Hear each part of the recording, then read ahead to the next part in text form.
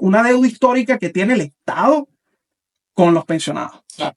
Son políticas económicas que tomaron los políticos, que tomaron los gobernantes de turno, que vapulearon las pensiones y los ahorros de los trabajadores. Entonces, hay mucho, y una de las cosas que más he escuchado es que el Estado quiere cobrarle a los empresarios los errores que cometieron ellos, porque al cabo la inflación y todo lo que se comió, los ahorros de los venezolanos, no fue ningún empresario, fueron precisamente los gobernantes de turno quienes vapulearon esos ahorros de esos trabajadores que ahora pretenden que lo paguen la empresa privada, la iniciativa privada. Exacto.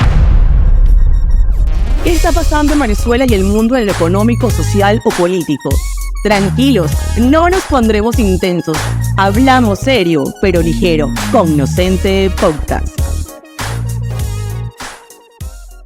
Bienvenidos todos a Cognoscente Podcast, su espacio donde debatimos diferentes temas de actualidad desde el punto de vista político, económico, de derecho. Y bueno, hoy nos acompaña alguien que sin duda en el tema de las finanzas y un tema que vamos a conversar hoy a nivel económico podemos decirte que eres una autoridad. Todavía no, ¿verdad? Eres una voz autorizada. Todavía no. Entonces, bueno, es alguien que maneja el tema y sin duda es a nivel de redes sociales alguien que tiene un gran impacto en los temas económicos y financieros. Disculpa si no quieres la modestia, pero te lo tengo que decir.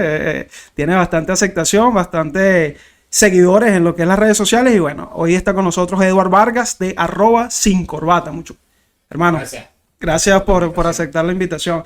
Edward, tú sabes que, uno comparte un espacio nuevo. Quizás las personas que nos ven a nosotros no conocen tu trabajo. Exacto. Me gustaría que primero que nada te dieras ahí una pequeña abreboca de lo que haces a nivel de redes sociales. Me parece que realizas un buen trabajo. Claro. Pero bueno, quisiese que te presentaras con la audiencia, tu profesión, economista, y bueno, y todo lo que estás haciendo con @sincorbata. Ok, bueno, primero te hablo de mi persona, Edward Vargas, y después vamos sin corbata. A nivel profesional, que es lo que normalmente puede generar valor agregado aquí. Soy economista, especialista en finanzas y gerencia de negocios, el desarrollo de nuevos negocios y unas especializaciones en mercadeo, que me sirven siempre para que las personas después entiendan que sin corbata no necesariamente tiene que ver con las profesiones que estamos desarrollando. A nivel profesional soy director de negocios en una empresa de medios de pago y también desarrollo el rol de director en negocio dentro de Sin Corbata. Sin Corbata, que yo creo que cuando uno escucha el nombre ya se va haciendo más o menos idea de que viene la cosa, es algo sin tanto tecnicismo, ¿no? Que no recae, y me disculpan la palabra, en la mamarrachada, que no recae en que estamos inventando cosas, ni dejándonos de explicar las cosas bien, sino centrándonos de alguna manera, y justamente como en un tema en el que vamos a hablar hoy, en lo que la sociedad realmente quiere escuchar y cómo le saca provecho directamente a su bolsillo, ¿no? Claro. ¿Cuál es la diferencia entre Sin Corbata como nosotros, como especialistas en finanzas? Es que no venimos aquí para alimentar nuestro ego y demostrar que sabemos, sino para atender esas dudas, esas inquietudes y mostrar oportunidades, que es más que todo lo que intentamos hacer todos los días, de negocios, de finanzas, de inversión. Y por eso cuando tú me dices, no, una autoridad, ¿no? Realmente ni siquiera está en nuestro norte ser una autoridad. Las autoridades ya existen y hay referencias y hay academias. Nosotros lo que queremos es ser una ventana para esas personas que muchas veces dijeron, mira, los negocios no son para mí, el emprendimiento no es para mí, las finanzas no son para mí, las inversiones no son para mí, yo no me veo como inversionista, el inversionista es aquel con traje y corbata. No, y aquí estamos para demostrar que Edward Vargas, que es profesor universitario, también puede ser inversionista. Claro. Solo que tiene que hacer cambios de hábitos, entender cosas primero, educarse, informarse para empezar el camino del inversionista como debería ser. Y es como tú te cierro el tema de por qué me gusta hablar de la profesión, porque lo que enseñamos en Sin Corbata no es necesariamente lo que te enseña una profesión. Es que tú te gradúas como economista, como asesor financiero, y tu rol es entender el negocio de otro y darle valor al negocio de otro. Claro. Pero cuando tú esa teoría que sabes muy bien, la intentas llevar hacia ti como persona, dices, esto no es lo mismo. O sea, la técnica está, la herramienta está, pero ¿cómo yo la aplico? ¿Cómo yo la hago mía? Entonces ahí es donde entra Sin Corbata, que estamos haciendo finanzas de otra forma diferente. Sabes que me identifico con lo que estás diciendo, porque debo confesar que una vez que cuando emprendimos esta idea de Cognoscente, Además, que el propio Cognoscente, pues, que es el nombre de mi firma y es el nombre del espacio, precisamente es relativo al conocimiento, ¿no? Y yo cuando estaba conversando sobre esta idea, dije, bueno, la idea es que hablemos de temas que son complejos, simplificados, ¿no? Y yo creo que eso es lo que finalmente hace un gran profesional. Yo creo que un gran profesional, cuando llega a esa meta de graduarse o de ser finalmente un profesional, yo creo que más bien tiene que retroceder, ¿no? Es decir, quitarse todo el conocimiento que adquirió o emplearlo de otra forma, ¿no? Porque si sales de la universidad solamente con lo que aprendiste y utilizando el mismo lenguaje, imagínate los abogados, que nos encanta un tecnicismo, Claro. que nos encanta ser bastante leguleyos en ese aspecto. Precisamente cuando nos encontramos a nuestros clientes, lo que más reivindican de nosotros, precisamente, si me puedes decir de forma clara lo que Ya te escuché todo lo que me dijiste, ahora me puedes explicar a mí, o sea, Sí. como que antes no me hablaste a mí. Claro. Y uno de los aspectos que, te lo confieso a ti, creo que nunca lo he dicho en ningún episodio, es que el gran temor de este podcast es invitar a abogados, porque siento que muchas veces las conversaciones de abogados es precisamente eso, ¿no? Una conversación de quién sabe más, quién utiliza la palabra más rebuscada. Quien maneje mejor la jerga sabe más, no necesariamente Y no, tiene y que no- ser y no necesariamente. Fíjate que yo recuerdo claramente un día un colega que me abrió la mente cuando yo estaba empezando a ejercer la profesión, que dijo, mira, yo he asistido a audiencias en el Tribunal Supremo de Justicia, en la sala constitucional del Tribunal Supremo de Justicia, y nunca he citado un artículo. Yo no sé por qué a los abogados les gusta. Bueno, estamos hablando del artículo 2 del Código de Comercio. Entonces él dice, yo nunca he citado un artículo. O sea, que no hace falta. Tu argumento tiene que hablar por ti. La descripción de los hechos tiene que hablar por ti. Si tú necesitas dictar cátedra de todo lo que sabes, el juez va a decir, y es una realidad en el derecho. En el derecho se dice, el juez sabe el derecho, el juez conoce el derecho. Claro. Entonces, si tú quieres decirle al juez el derecho, él te va a responder, el derecho yo me lo sé. Ahora tú dime los hechos y los argumentos que tú traes. Buenísimo. Entonces, bueno. Es una buena anécdota. Sí, sí. Entonces, bueno, hoy para entrar en materia ya con lo que hoy nos preocupa, o quizás tenemos no preocupación, pero sí interés en hablar del tema, es sobre la ley de pensiones, ¿no? Edward, esa ley, desde tu óptica como economista, ¿consideras que viene de alguna forma a facilitar la vida de alguien? Esa ley viene a complejizar el tema, porque creo que esa ley se está viendo como muy blanco y negro, ¿no? Se está viendo como los emprendedores o los empresarios dicen, bueno, esto me está ahorcando, esto me viene a ahorcar. Claro. Y hay otras personas que dicen, bueno, esto de alguna forma está beneficiando a aquellas personas, reivindicando los derechos de los pensionados. ¿Que ¿Es tan blanco y negro esa ley, o tienes una óptica un poco más gris de Bueno, ella? realmente voy a la base inicial para ser un poco sincero. Le estás preguntando a una persona que cuando le menciones un impuesto te va a ver un poco extraño, ¿no? Porque, o sea, yo parto de una lógica, los impuestos los paga alguien. Claro. Y siempre hay, ok, los paga alguien con el beneficio de qué o quién. Entonces, cuando veo que el impuesto lo va a pagar alguien, yo pienso que ¿qué sector está pagando ese impuesto del que estamos hablando? Y después vamos con el tema de las pensiones.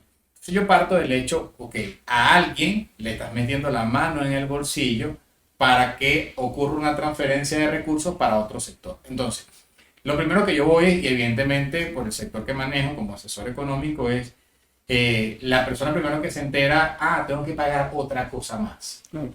Y eso a mí me da temor, o sea, y es un temor que vale la pena poner sobre la mesa, porque estamos en una actividad económica que paulatinamente va dando unos pasos ascendentes, porque sí, lo está dando pasos ascendentes, pero que cada vez le cuesta dar un paso más. Cuando sientes que, bueno, vas, o sea, porque tu principal enemigo cuando eres un empresario es tu competencia, y eso debería ser siempre así. El empresario debería estar enfocado en competir. Claro. O sea, cómo compito por el consumidor, cómo compito por el cliente, cómo compito por tener una mejor tajada de la torta. Yo debería estar centrado en eso. Claro. Como la torta, llamado cliente, llamado consumo, llamado demanda, está cada vez estrecha, exigiendo más cosas, exigiéndote unos mejores precios, tú estás centrado en eso, bueno, le estás agarrando la vuelta, mi modelo de negocio está empezando a encajar, de repente vienen y te tambalean porque, es que ahora que estoy dando un pasito extra, viene un recurso que necesito pagar. Entonces el empresario empieza a decir, ok, tengo que echar para atrás algunas cosas que estaba pensando. Entonces, cuando yo veo el tema del tributo, empezando por allí, yo nunca voy a ver un tributo con buenos ojos. Y las personas dirán, bueno, pero es que estás defendiendo. Y cuando tú dices que no ves el tributo con buenos ojos, la gente te ve como que, bueno, esto es un mercantilista. Sí, mi ley. Y no, o sea, porque al final el tributo, ¿quién lo termina pagando? Y eso es básicamente entender el funcionamiento de una unidad económica llamada empresa. Yo genero algo para que tu cliente, tu consumidor me lo pague. Todos los costos en los que yo incurra, los tengo que recuperar. Cuando tú partes del hecho que si yo tengo que pagar algo más, sea lo que sea, yo tengo que pagar algo más, a alguien yo le voy a trasladar ese costo. Claro. ¿Por qué? Porque, bueno, es parte de la lógica empresarial. Vamos a partir del hecho que no puedas trasladar dicho impuesto a cualquier tributo en términos generales. ¿Qué va a pasar entonces? Yo como empresario me veo mermado mi rentabilidad, y cuando tú entiendes la lógica de un inversionista es, yo necesito ganarme tanto. ¿No me lo puedo ganar? Bueno, cierro negocio y me voy a otro. Entonces, ahí tienes una primera señal de alerta de preocupación de que el que sienta que con este tributo, este impuesto, no va a poder mantener su actividad económica, bueno, sencillamente es un empresario menos, es una empresa menos. Por eso, una razón. Segunda razón, vamos a suponer que lo puedo trasladar. Entonces, voy a tener un encarecimiento de los productos, un encarecimiento en el precio de los productos que lo va terminando a pagar el consumidor final, que ya viene dando señales de que su bolsillo cada vez tiene menos capacidad de pago. Entonces, por esa razón yo digo, estoy en contra de los tributos porque lo termina pagando el consumidor. Claro. Y el consumidor siempre paga los platos rotos porque el consumidor dice, ¿a quién se lo traslado yo? Yo no tengo a quién trasladar, todo el mundo lo viene trasladando, entonces después viene la persona que dice, no, bueno, pues ese consumidor se va a ver beneficiado de otra manera. Ahí entramos en el plano de quién sale beneficiado. Vamos entonces al tema del tributo, hablando específicamente para la ley de pensiones.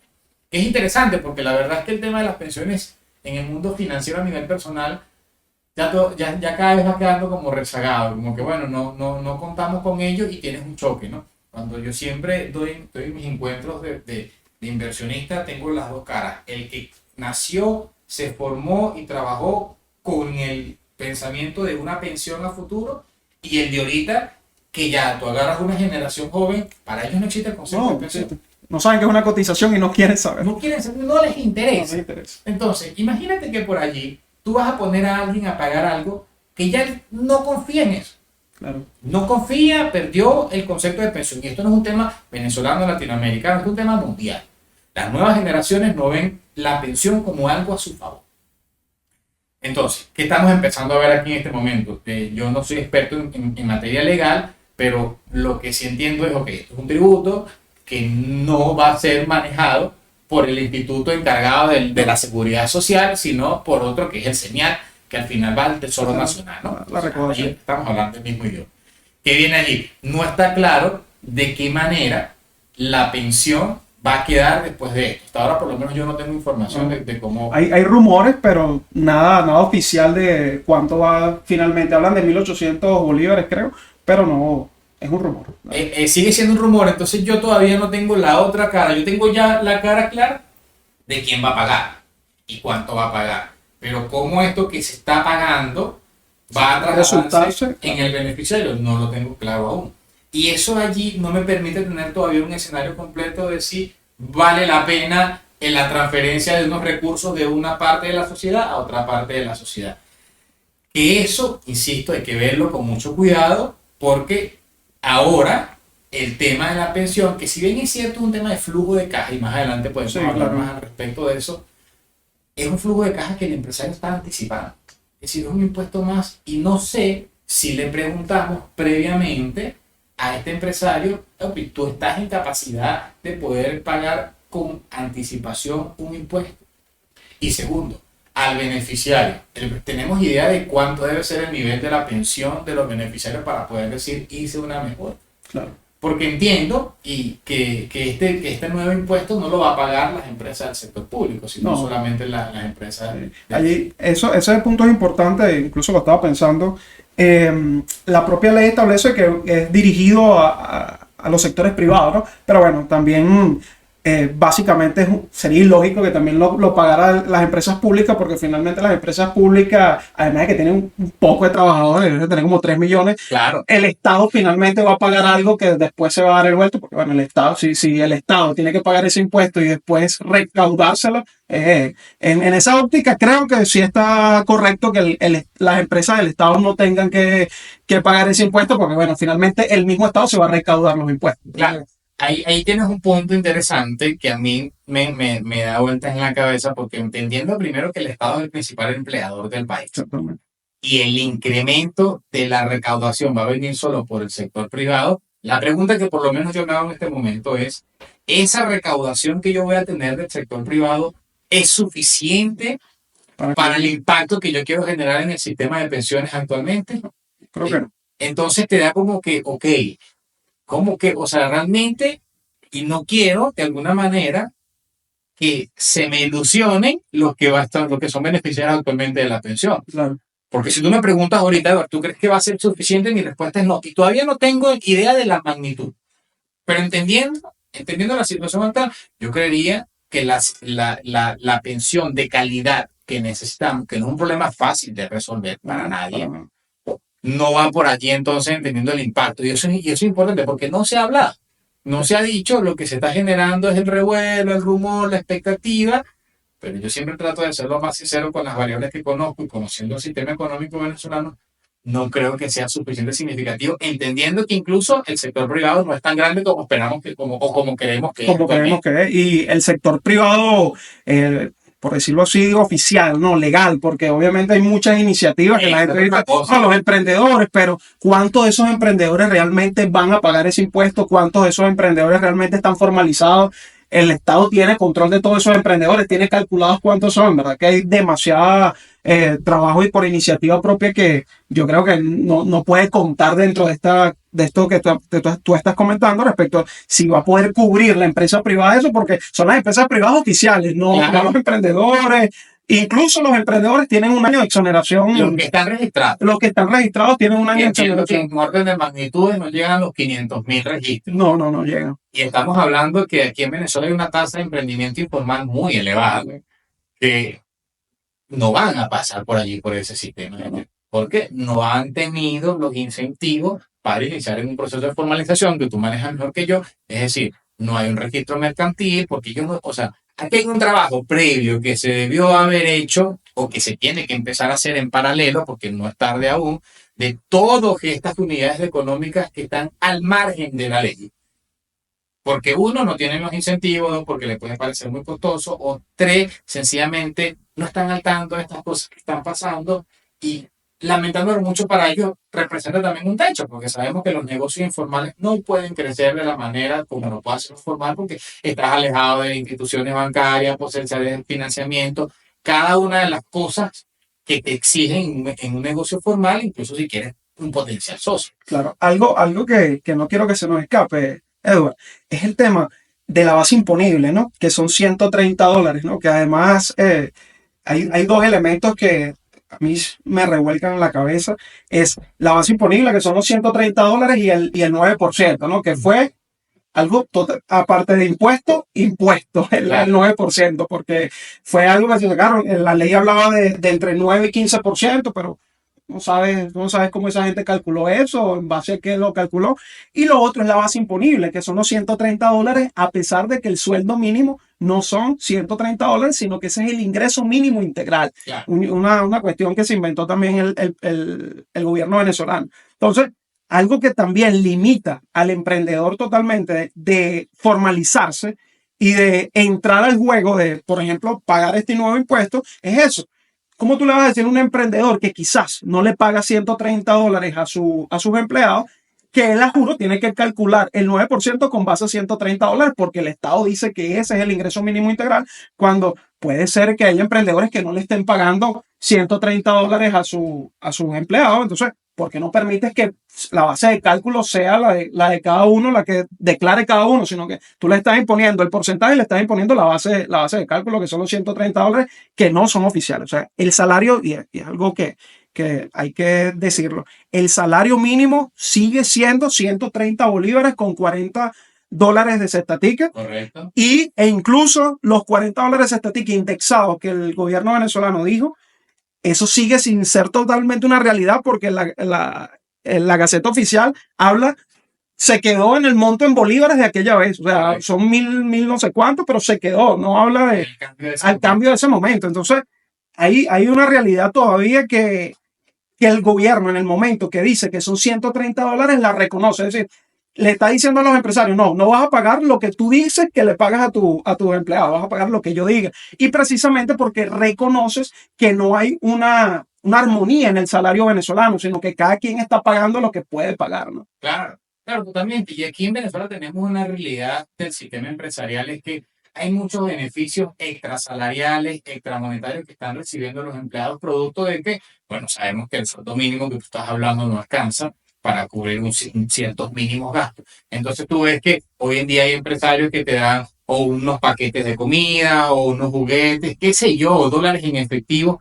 Y aquí viene entonces si yo voy a contemplar todo eso o si no lo voy a contemplar. Pero yo me imagino un caso peor, porque a mí me gusta ser pragmático. ¿Qué hay de esos pequeños emprendedores que sí tienen una mano de obra, que sí tienen un empleado, que sí tienen un recurso, y de repente están allí y dicen, Pomar, ¿qué te parece si tú estás de acuerdo que yo pague ese 9% aquí o te lo doy a ti directamente? Que no estoy diciendo que eso sea un deber ser, ojo, pero estoy hablando de las consecuencias y discusiones que se generan en el día a día, y hay que decirlo para que entendamos el panorama donde está. Claro. Y cuál es la percepción, porque yo voy con lo que empecé al inicio, cuál es la percepción del empleado, es decir, estamos pagando una pensión que realmente yo voy a salir beneficiado. Porque, y esto es algo que nosotros venimos alertando, la calidad de las pensiones cada vez es menos en Venezuela y en cualquier parte del mundo. Y estos chamos de hoy en día, que son estos nuevos emprendedores que salen súper avispados en desarrollo de negocios y van allí montando ideas, ellos ya van con otra mentalidad distinta, donde, insisto, pensar en una pensión donde vale la pena empezar a cotizar, lo que tú decías ahorita, de cara al futuro. Mira, la verdad es que yo necesito, estoy inscrito, o sea, te dirán esas cosas donde no está. Claro. Y voy al emprendedor informal, que pudiese llegar a pensar, ¿valdría la pena formalizarme? Y lo primero que te consigues es esto. Sí. Oye, o sea, te asusta. Y aquí voy al punto. Tú hablabas de, bueno, no sé si le preguntaron el 9, el 12, el 15%. La única cosa positiva que yo destaco de todo esto que está, es que puedo entender por todas las noticias e informes que he leído, es que creo que ya entendimos que la confrontación económica no beneficia a nadie. O sea, no hay un ganador en ningún lado donde hay una confrontación económica y tú digas, bueno, gana este. Aquí perdemos todo. Y yo creo que eso lo entendimos todos los sectores. Dijimos, mira, no tenemos que poner de acuerdo. Porque, bueno, no voy a echar para atrás, pero yo termino pagando, dame entonces otra salida, bueno, te lo deduzco del impuesto sobre la renta. Pero esas realidades que la entiende un plano, no lo entienden todos los gremios, no lo entienden todos los pequeños emprendedores. Y eso es lo que yo digo, ¿por qué no nos abocamos primero a formalizar, a integrar? No 500.000 emprendedores, 500.000 es poco a todas las cosas. Tú te vas al interior del país, te consigues más emprendedores que empleados. Eso es una realidad, porque la gente ahorita está enfocada en resolver su situación. Sobrevivir. Y el resuelve no pasa por ir a buscar un empleo. Resuelve qué puedo hacer yo por mi cuenta porque sé que voy a ganar más. Tú estás dejando a un lado toda esta cantidad de personas que no son ni empleados, que no son ni emprendedores formales, pero que te pesan en la estructura económica. ¿Por qué no empezamos un trabajo primero con esas bases de integrar, formalizar, trabajar, relajar, que yo he hablado mucho, relajar todo este proceso de formalización, incentivar para que tú digas, bueno, mira, a lo mejor no necesito golpear a 10 personas con el 9%, a lo mejor teniendo 1.000. Claro, pero que declaren, claro. Claro, ese es el tema. O sea, mientras más personas puedan declarar, menos declaramos. Claro, o sea, claro. Esa es una lógica de estadística muy sencilla. Sí, ¿no? Y eso que tú dices es además importantísimo. Hay también un tema con, bueno, quizás es polémico, ¿no? Pero hay un tema con muchos emprendedores que importan puerta a puerta, Claro. que se sabe que importan puerta a puerta, que es una realidad que le cachetea la cara al Estado. O sea, que el CENIA sabe que ocurre. El CENIA puede pasar por cualquier tienda del centro de Caracas, de X, y se da cuenta que mucha de esa mercancía es traída puerta a puerta, que no es nacionalizada. Bueno, eso es una realidad que te está cacheteando la cara. Ve qué puedes hacer con eso, ve de qué forma puedes formalizar a esos emprendedores que traen puerta a puerta, ve cómo se las puede facilitar, y quizás allí hay emprendedores dispuestos a declarar su IVA, a declarar su nacionalización, declarar todo, pero si siempre va a haber que, bueno, llega el fiscal aquí, hay que decirlo aquí, yo tengo clientes que me dicen, hermano, si a mí me llega la fiscalización, el CENIAT aquí, lo menos que va a importar es si yo no he pagado ese 9% porque tengo tantas irregularidades, pero saben que el funcionario va a llegar y se van a poder arreglar de una forma. Entonces, creo que el Estado con esta ley, además me parece absurda, precisamente quiere atacarlo por lo más fácil, ¿no? Bueno, ¿qué quiere el Estado? Aquí es una hipótesis mía. ¿Qué quiere el Estado básicamente? Cobrarle a los que ellos saben que están formalizados. Son empresas grandes, son empresas que declaran, son empresas que tienen que decir cuántos trabajadores tienen, transnacionales que tienen que declarar todo y dicen, bueno, vamos a que paguen las consecuencias ellos. Además, no quiero que me pase esto por alto, una realidad importante. Es una deuda, y estaba conversando hace poco con ellos, una deuda histórica que tiene el Estado con los pensionados. Claro. Son políticas económicas que tomaron los políticos, que tomaron los gobernantes de turno, que vapulearon las pensiones y los ahorros de los trabajadores. Entonces, hay mucho, y una de las cosas que más he escuchado es que el Estado quiere cobrarle a los empresarios los errores que cometieron ellos, porque al cabo la inflación y todo lo que se comió, los ahorros de los venezolanos, no fue ningún empresario, fueron precisamente los gobernantes de turno quienes vapulearon esos ahorros de esos trabajadores que ahora pretenden que lo paguen la empresa privada, la iniciativa privada. Exactamente, no, y tú dices un punto importante allí para ir rescatando los temas, el tema de, bueno, ¿quién pago? ¿A quién quiero que me pague? Yo creo, o sea, yo no quiero aquí pecar o sea, se está desconociendo nuestra realidad económica o nos queremos engañar. Nuestra realidad económica es una estructura de pequeños comerciantes, de pequeños hacia abajo. De medianos hacia arriba lo puedes contar con los dedos de las manos y de grandes me sobrarán los dedos de una sola mano. Entonces, ¿qué estoy buscando yo? ¿Qué estoy impactando? Pero lo que sí es cierto es que estoy generando temor en los pequeñitos.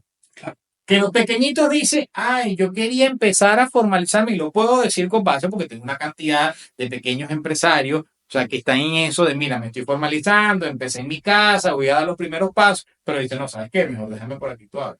Mejor déjame seguir trabajando en el mundo digital, que me muevo mejor, nadie me conoce, y bueno, es lamentable porque no es una cosa que a mí me guste decir, a mí me encantaría que todos fuesen formales y pagaran sus debidos impuestos porque hay que hacerlo, pero los estoy atemorizando.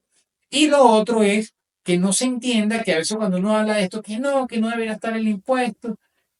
No es que yo esté desconociendo la importancia del sector que hoy en día es beneficiario de la pensión, pero lo que pongo en duda es si podamos resolver su problema. Claro. Si me preguntas a mí, no lo veo tan sencillo. Y no es un tema de la decisión que hay que tomar, porque como es un problema tan grave, es decir, tú tienes un paciente tan enfermo, no lo puedes curar con un pañito. Sí. O sea, ya la posibilidad de un pañito de agua fría para estabilizarlo pasó a ser. Entonces ya necesitas unas decisiones muy duras que alguien tiene que pagar, porque el tema de la pensión es un sistema de transferencia de dinero, más nada. Entonces es alguien que paga, alguien que cobra. Si yo aquí tengo un problema de cobranza, de poder, bueno, entonces lamentándome mucho los que pagan, van a tener que asumir el costo. Yo estoy dispuesto a trasladarle ese costo. Si la respuesta es no, o un costo media tinta, bueno, la solución será media tinta. O sea, no hay que engañarnos. Eso al final es un sistema de transferencia. Y nosotros, por eso es que yo aprovecho este capítulo para dirigirme a los que aún todavía tienen posibilidades de cara a tomar iniciativas propias, que es la juventud, para que vean que no esperen llegar hasta allá para que alguien les resuelva, porque vean los riesgos que se corren. Y esto es un punto que incluso en el año 2023 lo hablamos muchísimo, porque ya no es un tema venezolano, es un tema mundial. Se viene alertando que la sociedad tiene que empezar a hacerse cargo. Sí. O sea, porque no va a haber, o sea, y cuando hablamos de la pensión, hablamos más allá del monto que yo te doy ahorita, es qué tan sostenible es. Porque yo ahorita estoy pagando una pensión que a lo mejor tú disfrutas y es buena, es buenísima. Estoy hablando de España, Portugal, están alertando en esos países, la pensión, la calidad de la pensión que tiene, que ya viene un poco deplorable también. Sí, sí. No es El sostenible. mundo está en crisis. Exactamente, entonces, bueno, sí, porque el mundo, lamentándolo mucho, producto de la pandemia, se aceleraron elementos de aumento de inflación, aumento de tasa de desempleo, producto de fenómenos de salud que ahora pusieron un poco peor la actividad económica a nivel mundial. Bueno, ¿qué vamos a hacer con toda esa situación? Entonces, cada quien tiene que tomarse la pastillita de la preocupación, que digo yo, bueno, no es que me faltan 30 años para cobrar la pensión. Bueno, mejor empieza antes. Empieza, claro. Entonces, Ese punto me parece fundamental. Incluso yo actualmente estoy compartiendo un poco la docencia, estoy dando clases en una universidad y estaba explicando un poco el tema de el subsidio y el impuesto, ¿no? Se lo puse básico porque no son economistas ni abogados ni nada.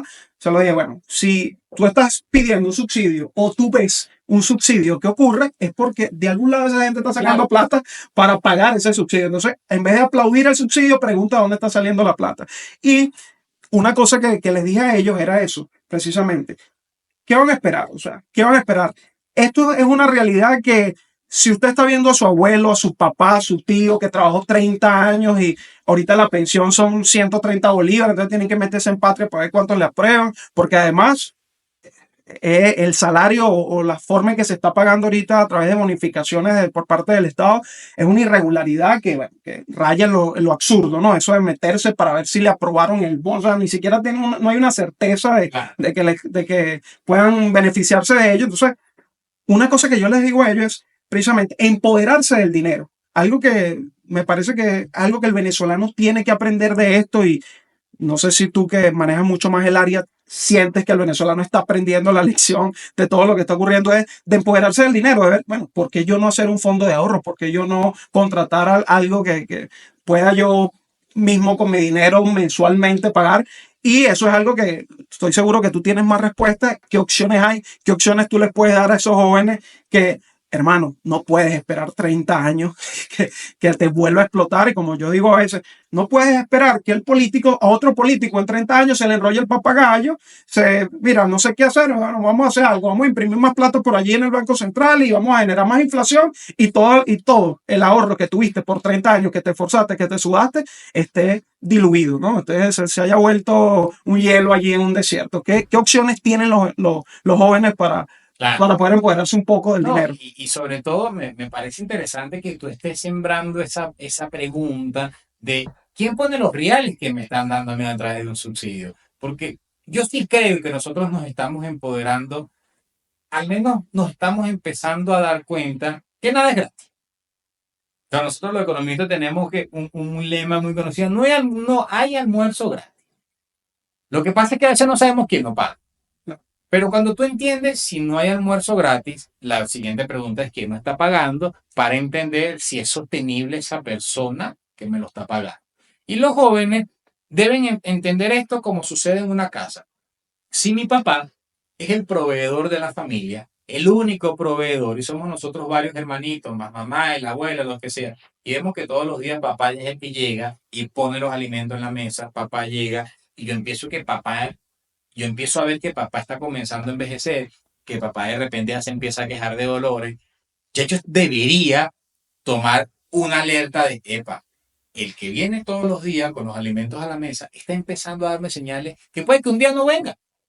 Claro. Puede que un día, mira, no puedo, entonces voy a esperar yo a ese golpe para tomar decisiones o voy tomando iniciativas, voy tomando planteamientos donde si le digo a papá que no gaste todo y empezamos a ahorrar un poquito, o si le digo a papá que me enseñe a mí también dónde lo está sacando, es decir, las preguntas que se hacen dentro de un hogar son las mismas preguntas que se hacen en una empresa, las mismas preguntas que se hacen en un Estado, porque esa es la base de la economía, la administración de un hogar. Entonces, los jóvenes sí están empezando a entender que de ellos depende mucho su cultura y su futuro en términos financieros. Lo que sucede es que no se están haciendo las preguntas correctas por falta de la educación.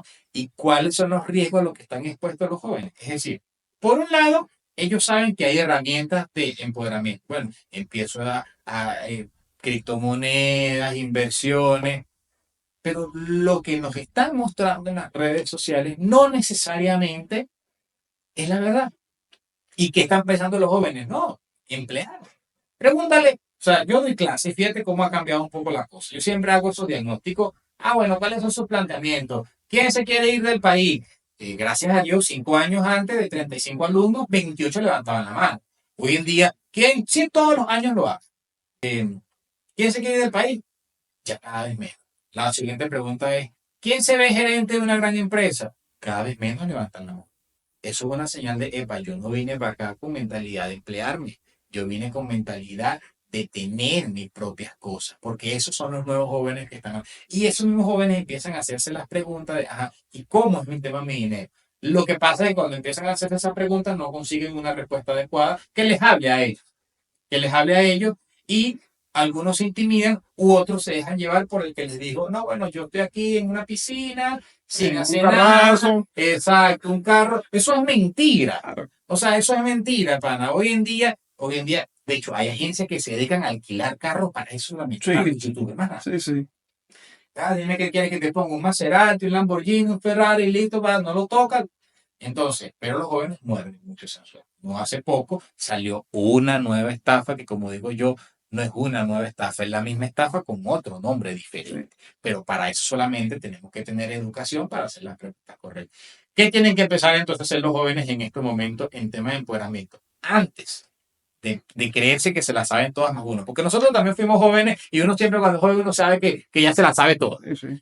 Lamentándolo mucho así. Bueno, mira, hay que tomar un poco de conciencia, hay que tomar un poco de criterio y ver esos resultados. Mira, me estafaron, porque esta última estafa, la gran mayoría de las víctimas son jóvenes, Sí. eso no me sorprende. Entender que los mercados no son así necesariamente. Que los mercados son riesgosos, sí. Que en los mercados se pierde, sí. Pero en los mercados también se gana, pero hay que saber de alguna manera entender primero qué tipo de mercado estoy entrando yo. Yo siempre le digo a una persona, olvídese de invertir, olvídese de buscar un instrumento financiero si usted no puede vivir tranquilo con $10 en su bolsillo. Si usted todavía en este momento está, que tiene $10 en el bolsillo y le pica la mano por írselo a gastar, primero trabaje eso. Porque si tú no puedes estar tranquilo con eso, mucho menos vas a estar tranquilo con que te lo maneje otro. Segundo, el golpe de suerte en el mundo financiero no existe. Aléjate de la promesa del golpe de suerte, porque no necesariamente sea una mala promesa, pero puede ser una promesa muy riesgosa, porque es que el golpe de suerte no existe, los mercados necesitan tiempo, las inversiones necesitan tiempo. De hecho, el retorno, la inversión, tú ves el concepto de algo que yo coloco y después se comienza a invertir, pero necesita tiempo. Claro. Los mercados financieros no son instantáneos. Entonces, eso es muy importante el proceso educativo, entender dónde lo que estamos viviendo, el escenario actual que estamos viviendo, un escenario muy competitivo, bien sea como inversionista, bien sea como emprendedor, y al final, este es un impuesto, como te comentaba, y tú me lo preguntabas antes de la grabación, ¿cómo eso afecta al flujo de caja? Bueno, hay que empezar ahora a conocernos, así como invito a una persona que se conozca financieramente en términos de cómo yo ingreso y cómo yo me gasto mis reales, lo mismo tiene que tener claro una empresa. Este momento de actividad económica es un tema de que triunfa el que mejor gestione su flujo de caja. Y gestionar su flujo de caja no es que te sobre plata y tener ahí parado. Eso también es malo. Pero entender ahorita cómo yo estoy vendiendo, cómo estoy cobrando, en qué plazo, porque si bien es cierto que este nuevo impuesto tú lo vas a recuperar, lo vas a deducir del impuesto sobre la renta, bueno, tiene que pasar un tiempo. Claro. Entonces yo estoy pagando algo por anticipado que no estaba en mi planificación. Entonces yo tengo que empezar a cortar, pero no es tarea sencilla, porque tampoco es subir el precio a algo y ya. Porque el consumidor te va a decir, me gustaba tu producto, pero no lo puedo pagar. Entonces hay que empezar ahora a ver cómo mejoramos nuestra rotación del efectivo, hacer un esfuerzo en acortar, mejorar nuestras negociaciones, porque, insisto, lo principal para un empresario en este momento con este tema de pensiones es cómo no me afecta mi flujo de caja. Que sí me lo va a afectar, bueno, cómo evito que me golpee. Claro. Eduardo, ¿y qué le dices a esos emprendedores que en este momento, lo dijiste en el transcurso del episodio, se preguntan si formalizarse, ¿no? Ante esta inseguridad jurídica que existe siempre en Venezuela, esta como intención del Estado siempre de cobrarse a alguien, cobrarle al empresario algo. ¿Cómo el emprendedor se vuelve grande en esta situación si le cuesta hasta arrancar, ¿no? Y creo que le cuesta arrancar por diversas razones, no solamente por el tema impositivo, porque también está el tema del crédito, también está el tema de precisamente un aspecto importante que tú estás comentando, de que nadie quiere ser trabajador. Eso también imposibilita que un emprendimiento pueda finalmente crecer, porque un emprendedor no puede crecer solo. Claro. O sea, un emprendedor no puede ocupar todos los puestos dentro de un organigrama, ¿no? Entonces, ¿cómo ese emprendedor se ve ante esta realidad? O sea, ¿cómo ese emprendedor asume esta nueva realidad y dice, me formalizo? Bueno, hermano, yo voy a esperar. ¿Cuánto me cobras tú por formalizar mi negocio? Tanto. Ah, bueno, pero cada vez que venga el CNA, cada vez que venga el Seguro Social, Claro, yo me cuadro con ellos. exacto. Entonces, y creo que es algo dificilísimo, ¿no? Porque yo a veces le digo a clientes que me llegan con este cuestionamiento y le digo, tranquilo, cuádrate pues. Pero el día que lleguen lunes, martes, miércoles, jueves y viernes, vamos a decir, vas a poder seguirte cuadrando todos los días con todos los organismos, con todo. Entonces, ¿cómo ves eso? O sea, los emprendedores pueden formalizarse, tienen cierta expectativa de hacer negocios en Venezuela. ¿Es tierra fértil Venezuela todavía para hacer negocios para esos emprendedores? Fíjate que ahí voy a darte muchas cosas porque primero voy a la parte filosófica que siempre debo decir. Yo creo que formalizarnos es mostrar que queremos al país donde está. Pero también soy una persona que cree en los incentivos y yo actúo en base a incentivos. Tú acabas de decir un punto importante. Si cada vez hay menos personas con disposición a emplearse, quiere decir que cada vez va a ser más rudo conseguir un buen empleado. Entonces, si hay cada vez menos buenos empleados, ¿dónde van a querer estar esos buenos empleados? No van a querer estar con el informal. Y si tú eres un emprendedor con visión, tú no puedes ver simplemente el presente, es decir, el día a día. No, tú tienes que tener una visión, pensar un poco fuera del de la caja, empezar a ver tiempos a largo plazo y a ver lo siguiente. Todo emprendedor necesita equipo, tú lo acabas de decir muy bien, pero más allá de equipo necesita a los mejores. Y yo quiero tener a los mejores conmigo. Si yo quiero tener a los mejores conmigo, yo quiero mostrarles algo donde los mejores digan, epa, yo quiero estar allí. Y con el informal no es. Claro. Es decir, no vas a conseguir el informal. Si tú eres un informal, bueno, te vas a acostumbrar a aquel que diga, bueno, con el informal y sin exigir mucho. Porque voy al otro. Tú vas a una tienda de zapatos oficial, de una marca oficial, y entras a la tienda y a ti te dicen, ¿cuánto cuesta este zapato? Ah, cuesta $150. A ti no se te pasa por la mente decir a la empleada, estoy 130. O sea, tú sientes que dices eso y es tremenda vergüenza. Claro. Pero ¿y con el informal? Con el informal te dice 150 y tú, sin pena alguna, tengo 100. Y no te puedes ofender, porque tú estás dando esa cara. Mira, yo soy un informal, haga conmigo lo que quiera. Entonces, un emprendedor que quiera y respete y valore su idea, su negocio, su marca, su nombre, van a tener que darle lo mejor. Y darle lo mejor es que, ya va. Y eso uno como consumidor, uno sabe dónde puede regatear, uno sabe cómo puede ofrecer, y uno dice, no, mira, estoy entrando en un negocio. Eso es dar la mejor señal. O sea, eso es para que tengas uno de los incentivos claros porque hay que formalizarse. ¿Qué cuesta? Claro, como todo en la vida cuesta. Pero también ve las oportunidades que se desprenden de, no, que no hay crédito. Bueno, esto es en este momento. Pero el día que empiece, de alguna manera tienes que competir y como informal no vas a poder competir por nada de eso. Lo otro, ¿quieres crecer? Bueno, me quiero buscar. No necesariamente el crédito te lo da un banco, a lo mejor un crédito te lo da tu amigo, pero tu amigo necesita ver formalidad. No, ¿cómo te presto yo unos reales si ni siquiera tienes unos libros que yo pueda revisar? No me da confianza. Ahora, si tú estás en plano de lo formal, eso es allí, un tema de marca. O sea, a veces pensamos que la formalización es tener un registro mercantil y ya no, es un tema de marca. O sea, que tu marca quiera, la respeten, que crezca, que darle valor a tu marca es formalizar tu marca. Y eso para tu negocio importa. Pero yo creo que para tener el incentivo a formalizarnos, tenemos que tener un incentivo muy claro de que yo le veo visión a mi negocio. Pero si tú estás en un negocio provisional, con un resuelve, mientras consigues otra cosa, bueno, no vas a tener muchos incentivos a formalizar. Por eso es que hace falta educación también en materia emprendedora. Sí. Para que las personas entiendan, mira, todo el mar de oportunidades que te estás perdiendo, sencillamente por no estar formal. Sí, no, y algo que va en esa línea también es que precisamente el emprendedor cuando pregunta si quiere formalizarse o si es bueno formalizarse, yo le digo eso, yo le digo, hermano, el tema de la marca, de la individualización. Fíjate, si yo prefiero que tú no me pagues el registro mercantil, no importa, págalo. Pero si tú quieres crecer en verdad, tráeme algo individualizado, tráeme una marca que sea distintiva, algo que se diferencie en el mercado. Y luego hablamos de la formalización, porque verdad, es lo que tú dices, si no te quieres formalizar, bueno, no te formalices. Pero si en verdad quieres entrar a esto, tienes que registrar tu marca, tienes que registrar tu emprendimiento. Una de las preguntas que yo hago siempre a los emprendedores, que bueno, me imagino que te pasa, a mí también me llegan bastantes emprendedores, le digo es, ¿cómo escalar tu negocio? Es decir, Claro. tú hoy vendes, no sé, X, lo que sea, zapatos. ¿Cómo tú escalas tu negocio? El día de mañana, ¿cómo tú pretendes escalarlo? No sé. Primero tienes que empezar por ahí y luego te puedo decir qué es lo positivo de formalizar tu negocio. Pero si ni siquiera has pensado en cómo escalar tu negocio, seguramente estás en la base todavía del tema. Y es una historia muy triste porque, o sea, uno se consigue muchos emprendedores que pues, le pruebas un pequeño, oye, qué rico, porque esto no se vende en otros lados, precisamente por la informalidad. Sí, sí. Porque tú vas a una tienda formal y no va a tratar con informal porque, bueno, mira, me tienes que dar una factura, me tienes que dar algo porque yo soy formal, a mí sí me supervisa, que te quieres aprovechar de los canales de comercialización de las grandes tiendas, con más razón tienes que tener formalidad, tu registro, tus permisos.